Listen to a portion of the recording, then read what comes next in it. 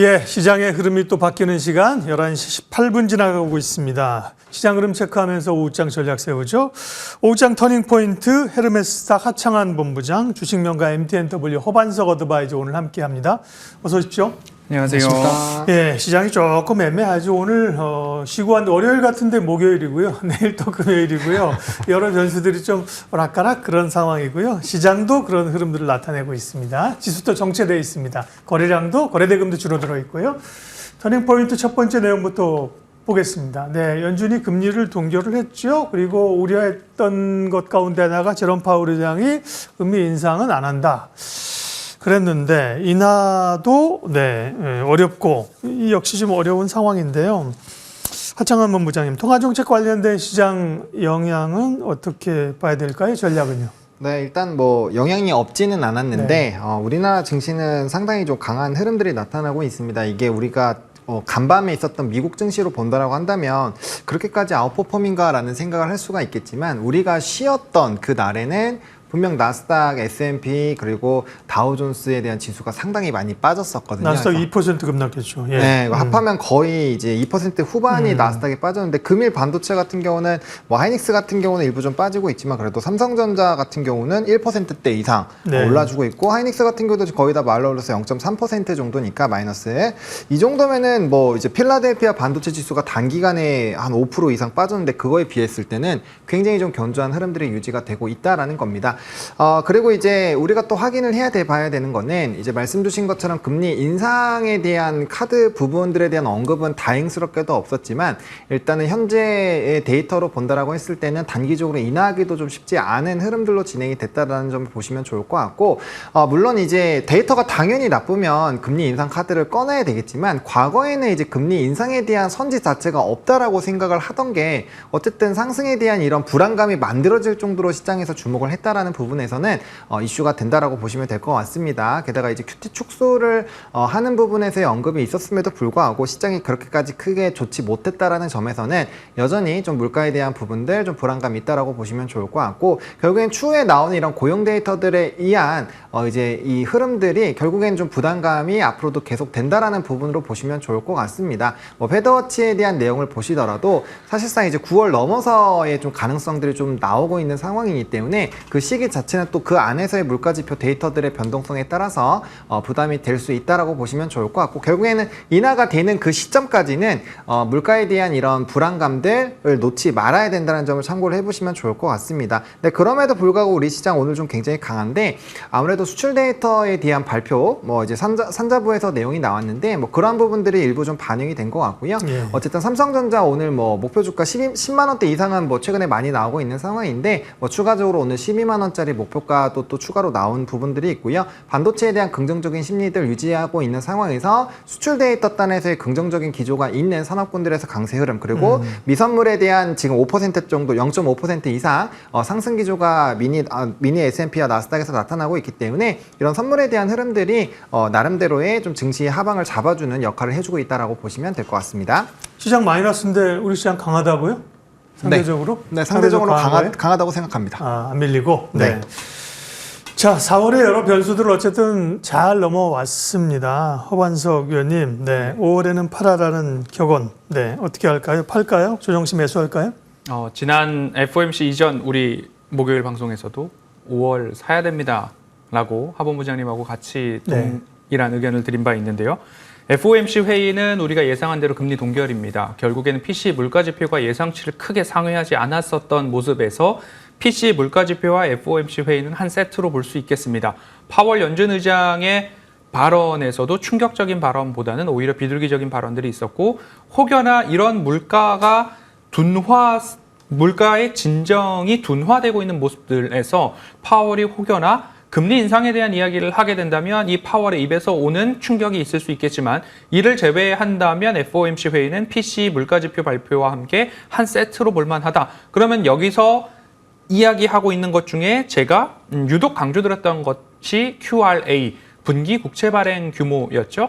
QRA 발표도 마찬가지로 이번 분기 이후로는 이거보다는 더 국채 발행 규모를 늘려나갈 필요는 없을 것으로 보인다라는 재무부의 발표가 있었습니다. 이에 따라서 국채금리의 하락에 대한 모습들이 확인이 되었고요. 여기에다가 더해서 더욱더 비둘기적인 요소가 하나 나왔습니다. 미국 옐런 재무장관과 재무부에서 바이백에 대한 이야기가 나왔습니다. 그렇게 된다면 시장에는 유동성 공급 효과가 나타나기 때문에 결국에는 QT 테이퍼링에서부터 바이백까지 시장 증시 부양에 대한 시그널들이 하나하나 나오고 있더라. 그럼 다시 돌아가서요.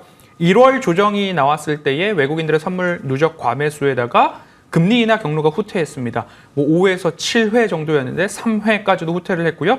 이번에는 3회 좋겠다. 오케이. 3회라는 시장의 컨센이 있었지만 금번 FOMC 회의 이후에는 연내 1회로 컨센이 축소되는 모습들이 4월 조정으로 이미 우리는 가격 조정을 받았다. 그럼 1월 조정 후 2월, 3월 반등이 나왔고요. 4월 조정 후 5월, 6월 반등에 대한 기대감들을 조금 더 가져가시면 어떨까라는 이야기를 드리고 싶고요. 그간 고금리, 고환율, 고유가에 우리 시장이 조정을 받았다라고 한다면 고금리, 고환율에 대해서는 FOMC 회의, QRA, 바이백까지 나타나면서 금리의 진정 여건이 만들어지고 있는 상황이고요. WTI 국제유가도 3% 정도의 조정이 나왔기 때문에 고금리, 고환율, 고유가에 대한 모습들이 일부 진정의 모습들을 보이고 있더라. 그러면 저는 4월 조정 후 5월, 6월 반등에 대한 기대감을 조금 가져보시면 좋을 것 같고요.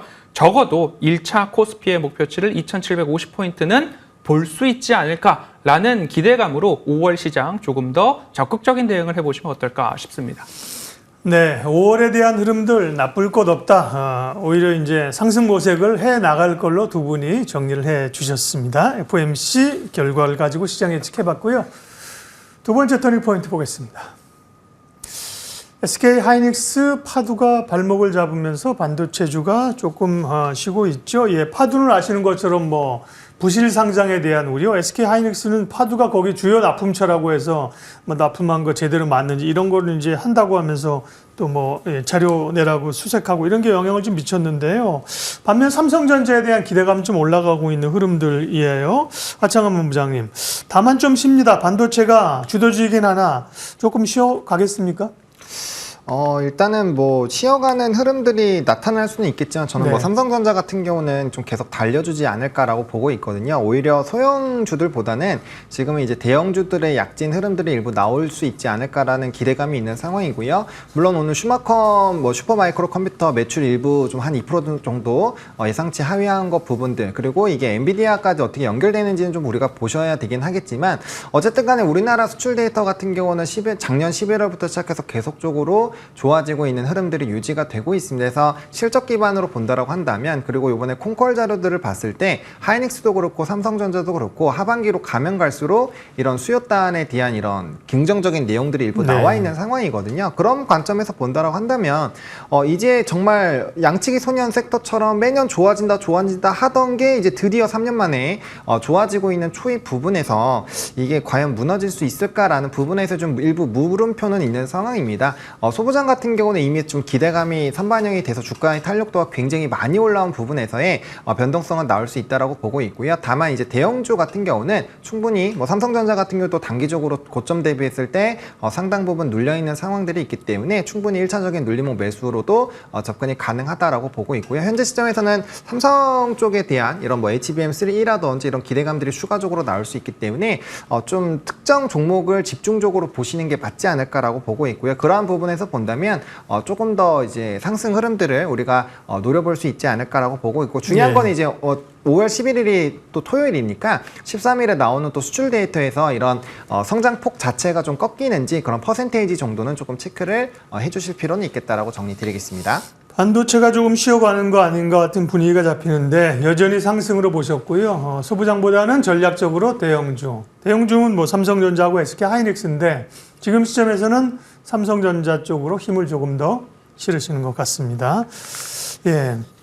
허반석 의원님, 그러나 또 사실은 투자자분들은 삼성전자는 재미없어 하죠. 그죠? 그래서 소부장이 훨씬 더 관심이 많은데 반도체 전략 좀 알려주세요. 반도체 이야기 매번 이 시간 두 번째 코너에서 질문으로 주시고 계시는데요. 그러면 저는 반도체 이야기가 끝날 때까지 이 이야기를 드릴 수 있을 것 같습니다.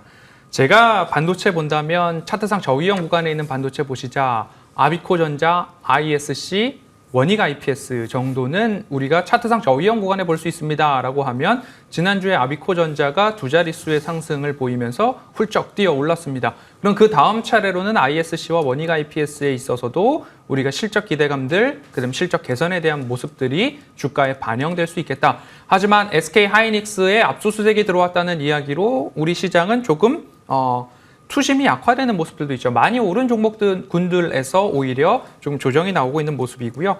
SK 하이닉스와 관계가 깊은 ISC도 깊은 하락을 좀 보이고 있는 상황입니다. 오히려 매수가 유효한 자리가 오지 않았나라고 말씀을 드리고 싶고요. 파두에 대해서는 파두는 접어두고 우리는 수익볼 종목을 파보자. 라고 조금 말씀을 이해하기 쉽고 기억하기 쉽게 말씀을 좀 드리고 싶습니다.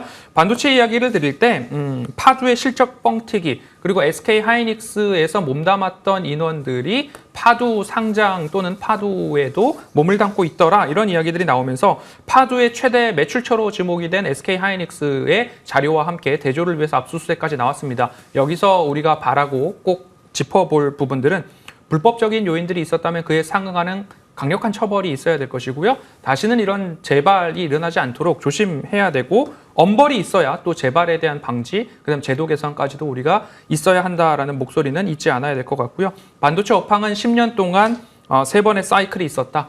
10개 분기 상승, 4개 분기 하락. 그리고 다시 10개 분기 상승, 4개 분기 하락. 그리고 5개 분기 하락 후 반등을 시작한 모습이고요. 10개 분기 중 우리는 3개 분기 정도의 반등을 지금 목도하고 있더라. 그럼 적어도 남은 5개 분기 이상은 반도체 전반에 걸친 실적 개선과 상승의 사이클이 남아있지 않은가라는 말씀을 드리면서요. 파두는 접어두고 수익볼 종목을 우리는 파보자라는 이야기 꼭 드리고 싶습니다. 네. 소부장 쪽은 이제 차트상 저위험 구간 허반석 위원님의 트레이드 마크죠. 그런 기업들 뭐 ISC, 아비코전자, 아까 또 원익 IPS. 이런 것들이 공통적으로 보면 기존의 뭐 HBM이나 이런 뭐 이슈로 올라갔던 것보다 덜 올랐던 것이기 때문에 보면 약간 레거시 쪽이 맞는 거죠. 그렇습니다. 그렇죠. 결국에는 네. 이제 기업의 펀더멘털에 있어서 훼손이 나오지는 않았지만 네. 다른 반도체 쪽에서의 집중도가 높았기 때문에 실적 발표와 업황 개선에 따른 수혜가 이제 차트상 저위험 구간에서 예. 나타날 기대가 담아볼 만하다. 네. 이렇게 말씀드리겠습니다. 반도체는 뭐 역시 한쪽에 가지고 가야 될, 버리면 안 되는 섹터입니다. 계속 확인을 하고 있습니다. 다음 터닝포인트 세 번째 내용 볼까요? 일본, 중국의 황금 연휴가 시작이 됐습니다. 우리도 뭐 5월에는 쉬는 날이 많은데요. 소비주, 중국 관련주, 기대감. 대표적으로는 화장품이 뭐 제일 빨리 갔었던 거고요. 그러고 보면 카지노 이런 건 좀 약하고 오늘은 이제 항공주도 좀 움직입니다. 호반석 의원님, 소비주 투자 아이디어 주세요. 네, 롯데관광개발이랑 파라다이스는 관련해서 탑픽으로 관심 종목으로 이미 다른 종목 추천 방송에서도 안내드린 바 있습니다. 4월 말 5월 초 일본과 중국의 황금 연휴를 맞아서 외국인들이 한 18만 명가량 우리나라를 방문한다라고 하고요.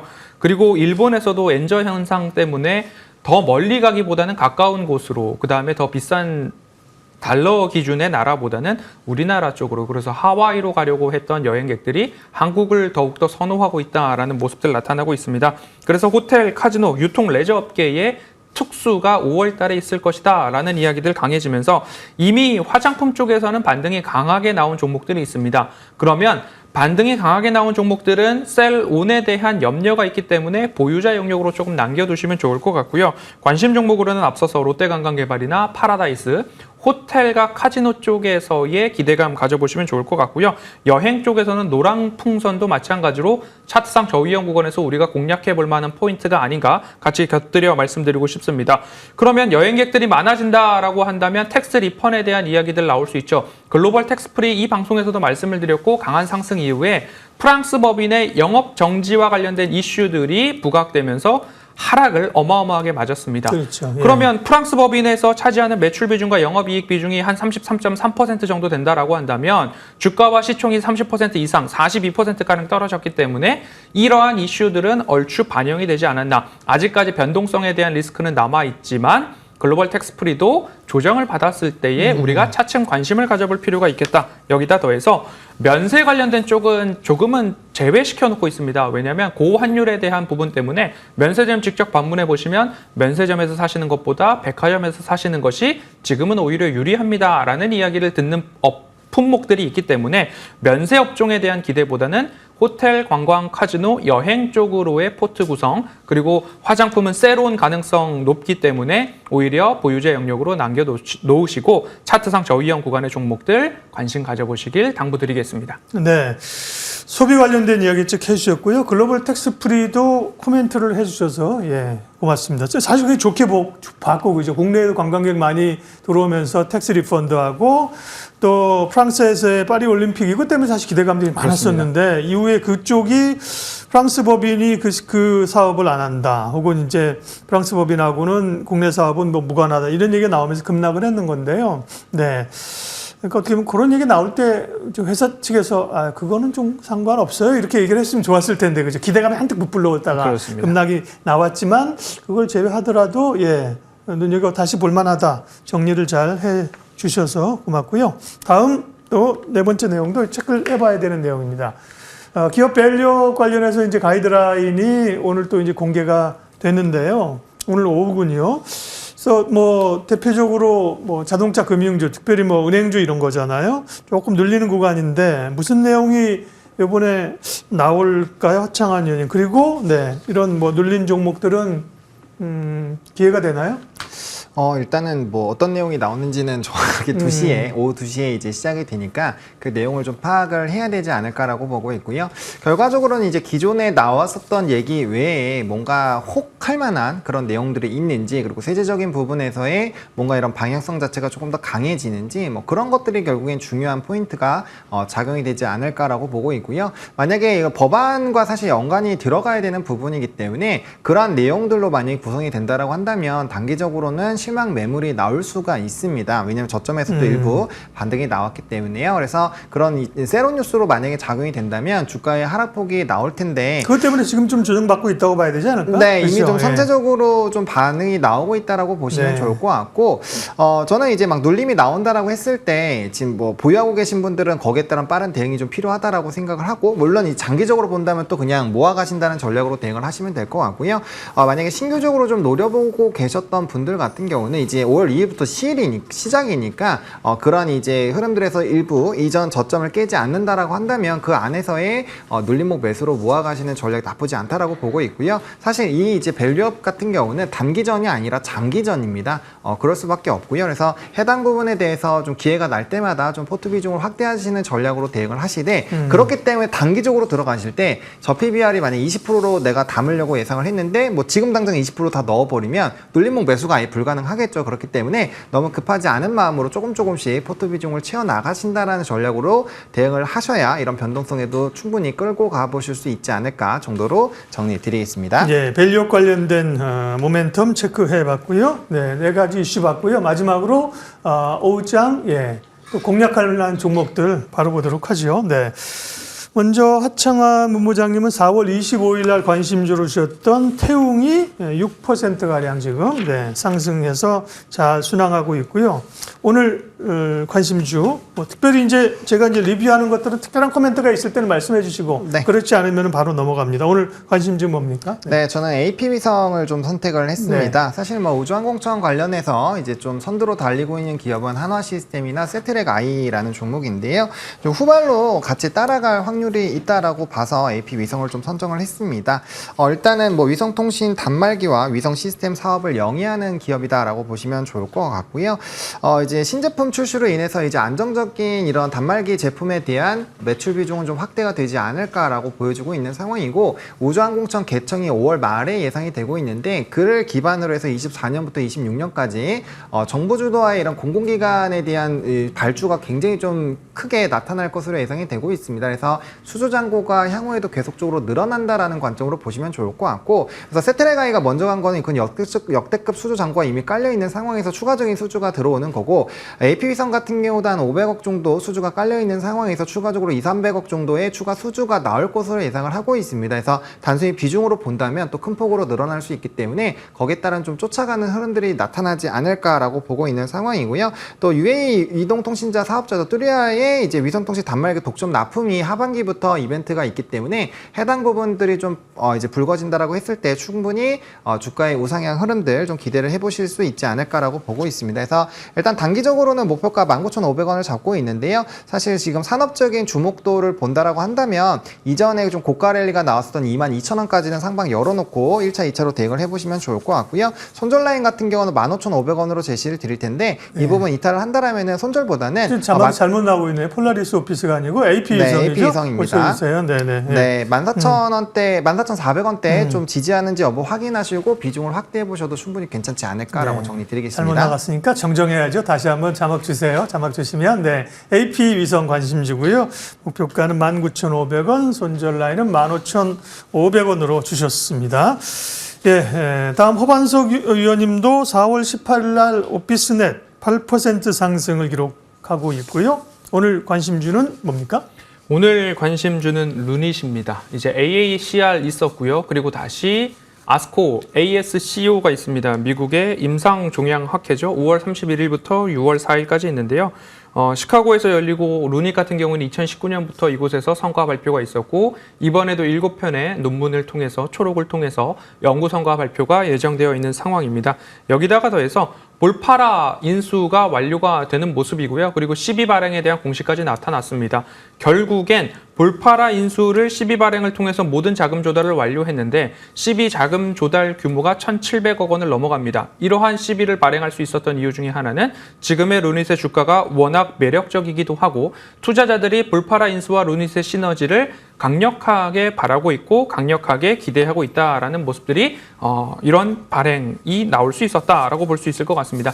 미국 시장 진출에 대한 기대감 높아지고 있는 상황이고요. 기존 엑스레이 검진 자료를 AI가 학습함에 따라서 검진에 대한 정확도를 더 높여갈 것으로 보입니다.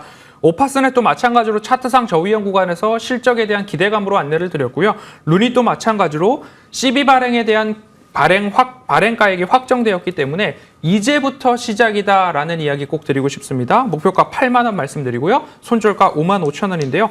오파스넷하고 루닛에 대한 차트상 저위험 구간 라인 긋는 방법에 대해서는 오늘 오후 주식사관학교 방송 이후에 공개 방송 예정되어 있습니다. FOMC 회의와 QRA가 이제 막 끝났습니다. 그러면 예상한 대로 시장이 흘러가고 있기 때문에 5월에 대한 투자 전략까지도 확실하게 짚어보도록 하겠습니다. 오후 5시 30분이군요. 네.